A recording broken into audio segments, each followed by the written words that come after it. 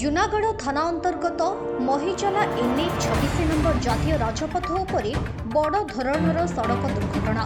ରାସ୍ତା ପାର୍ଶ୍ୱରେ ବସିଥିବା ଲୋକମାନଙ୍କୁ ପିଟିଲା କାର୍। ଜଣେ ମୃତ, 5 ଜଣ ଗୁରୁତର ଆହତ।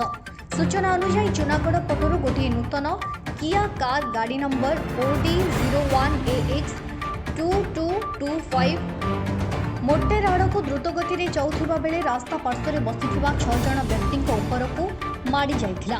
ଫଳରେ ଜଣଙ୍କର ଘଟଣାସ୍ଥଳରେ ମୃତ୍ୟୁ ହୋଇଥିବା ବେଳେ 5 ଜଣଙ୍କୁ ଆମ୍ବୁଲାନ୍ସ ଯୋଗେ ଜୁନାଗଡ଼ ଡାକ୍ତରଖାନାକୁ ନିଆଯାଇଛି।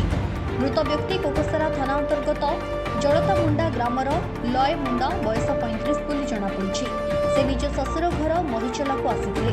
ଦୁର୍ଘଟଣା ଘଟାଇଥିବା ମୁଖିଗୁଡ଼ା ଗ୍ରାମର ପ୍ରଦ୍ୟୁମ୍ନ ମହାନ୍ତି ଏବଂ ତାଙ୍କ ବାପା ଓ ଅନ୍ୟ ଜଣେ ବ୍ୟକ୍ତିଙ୍କୁ ଜୁନାଗଡ଼ ପୋଲିସ ଥାନାକୁ ନେଇ ତଦନ୍ତ ଚଳାଇଛି। ଉତ୍ତ୍ୟକ୍ତ ଗ୍ରାମବାସୀ ରାସ୍ତା ଉପରେ ଶବ ରଖି କ୍ଷତିପୂରଣ ପାଇଁ ଧାରଣାରେ ବସିଛନ୍ତି। ଫଳରେ ଜୁନାଗଡ଼ରୁ ମୋଟର ଯାତାୟାତ ଠପ୍ ରହିଥିବା ବେଳେ ଉଭୟ ପାର୍ଶ୍ୱରେ ଅନେକ ଯାନବାହନ ଅଟକି ରହିଛି। କଳାହାଣ୍ଡିରୁ ସୁବ୍ରତ ପଣ୍ଡାଙ୍କ ରିପୋର୍ଟ, ଅପରାହ୍ନ ଲାଇଭ୍।